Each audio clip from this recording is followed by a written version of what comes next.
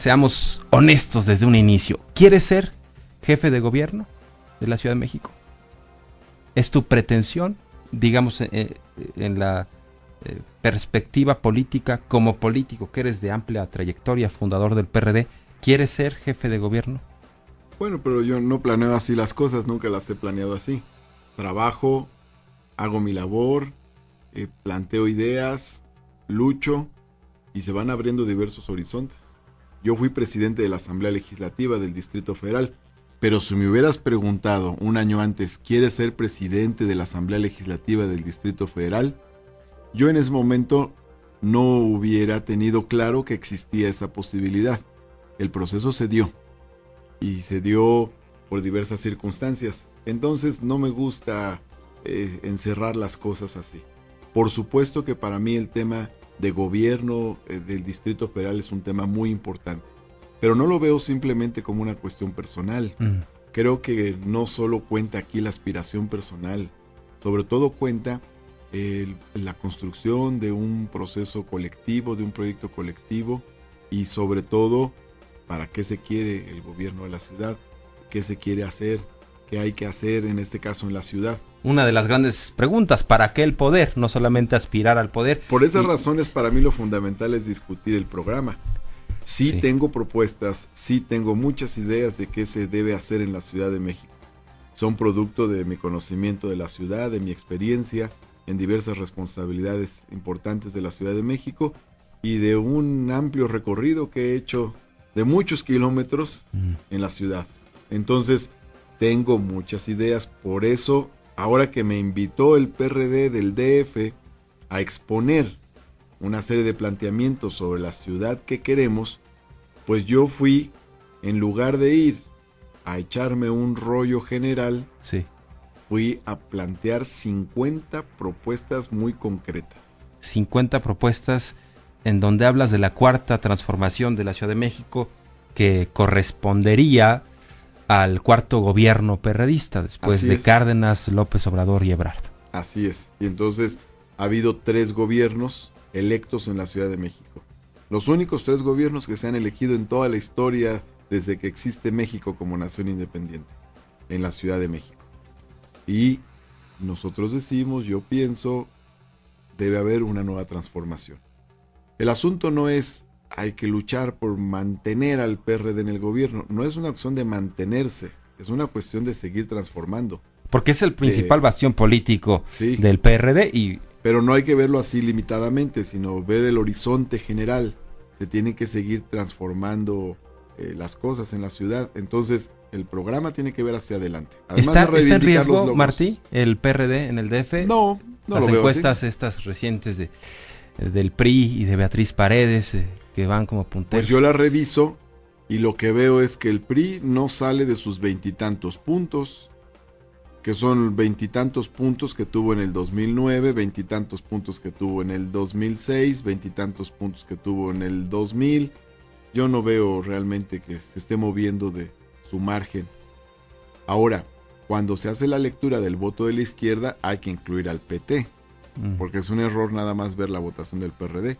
Hay que recordar que una parte del electorado democrático, progresista de la Ciudad de México, votó por las siglas del PT en la elección del 2009.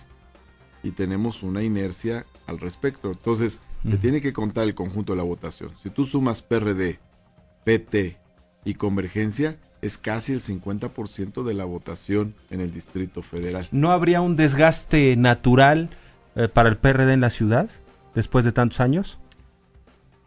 Si tú sumas ese resultado, lo que estás viendo es que la izquierda tiene casi el 50%. ¿Y con cuánto ganamos, Jorge Armando? Ganamos con el 46% y fracción, casi 47% la ciudad en el 2006. ¿Con cuánto ganamos en el 2000, en el año 2000? Con el 35 punto y cacho. ¿Y con cuánto ganamos en el 1997, la primera vez que ganamos? Con el 47%. O sea, estamos en los rangos, la izquierda en su conjunto, de triunfo, de victoria en la Ciudad de México. Secretario, estos puntos que planteas, he revisado algunos y bien podrían ser tu carta de navegación, digámoslo así, si llegaras a ser jefe de gobierno, si primero obtuvieras la candidatura. Son 50 puntos. Recuerdo en su momento López Obrador planteó ¿cuántos? 40, ¿no? López Obrador planteó 40 puntos en el 2000. Ebrard planteó 50 puntos. Economía bueno, para la equidad, Martí Batres, planteas, me llama la atención, entre otras cosas, hablas de la necesidad de crear un banco, el Banco de la Ciudad de México, promover la economía de la bicicleta, son propuestas que me llaman la atención, un programa emergente de empleo para el embellecimiento de la ciudad. A ver, esto del Banco de la Ciudad de México, ¿en qué sentido? ¿Por qué tendría que haber un banco de la Ciudad de México? Bueno, para empezar necesitamos echar a andar la economía de la ciudad. La economía de la ciudad se sostuvo durante los años del desarrollo estabilizador en un importante crecimiento industrial y en un importante crecimiento de la burocracia del Estado. Pero esos dos factores ya no existen. Entonces necesitamos encontrar la nueva vocación de la Ciudad de México. Un banco que aliente el crecimiento, que pueda dar financiamiento a empresas, que genere la creación de empresas sociales, de pequeñas empresas privadas, que plantee líneas estratégicas de desarrollo en la ciudad, sería un instrumento formidable. Necesitamos el crecimiento en la Ciudad de México y actualmente no tenemos un instrumento de una banca de fomento económico y social, y sería un instrumento muy poderoso para potenciar el desarrollo económico.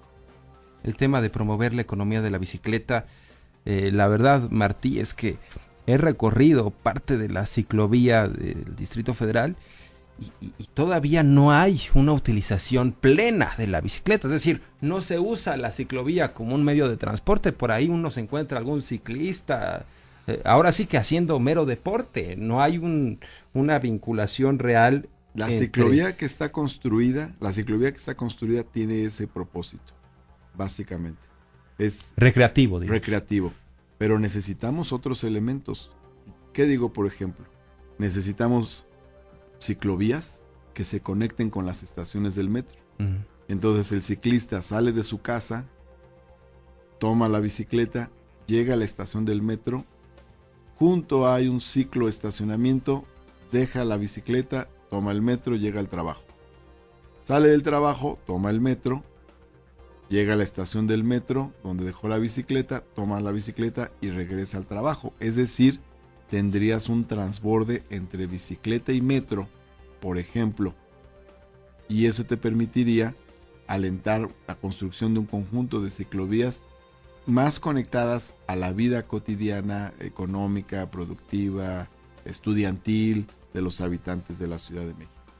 Y por cierto, Martín, y cuando hablamos de economía de la bicicleta, sí, no olvidemos que cuando empezó la economía de los automóviles, era un sector muy pequeñito de la sociedad el que tenía automóvil, y luego se fue ampliando y masificando. Bueno, lo que decimos es que la bicicleta puede ser también una economía que esté apoyada en la construcción de cicloestaciones, de ciclorefaccionarias, construcción de ciclovías, y la propia construcción de bicicletas, que tiene un campo amplísimo para masificarse.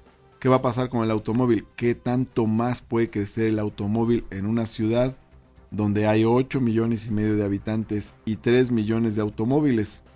¿Puede crecer más?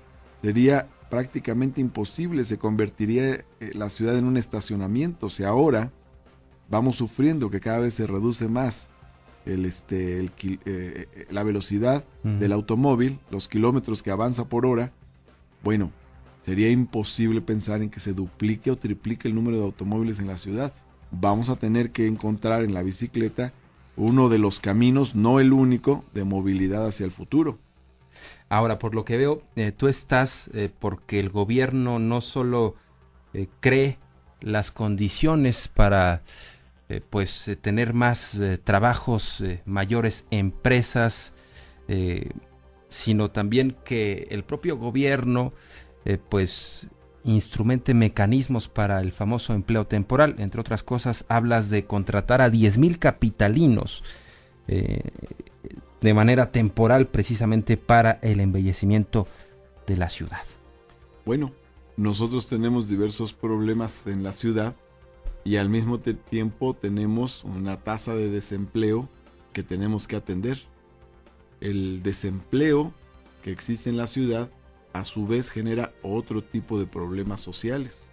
Entonces el tema del empleo, el tema del trabajo es un tema fundamental, con implicaciones que tienen que ver con la equidad, con la solución de problemas sociales, de convivencia y muchos otros. Incluso es una herramienta fundamental para combatir la inseguridad. ¿Qué decimos? Pues que hay que tomar medidas.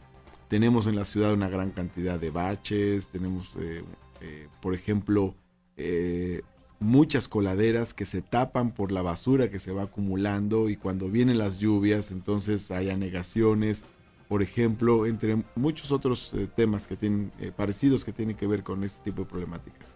Entonces, y al mismo tiempo tenemos una gran cantidad de desempleados. El gobierno puede generar mecanismos para resolver muchos de sus problemas como los que menciono y otros, dando empleo temporal, resolviendo parte del embellecimiento de la ciudad y solución de ciertos servicios y a su vez dando el ingreso a muchas familias que requieren ingreso para sus necesidades básicas y cotidianas.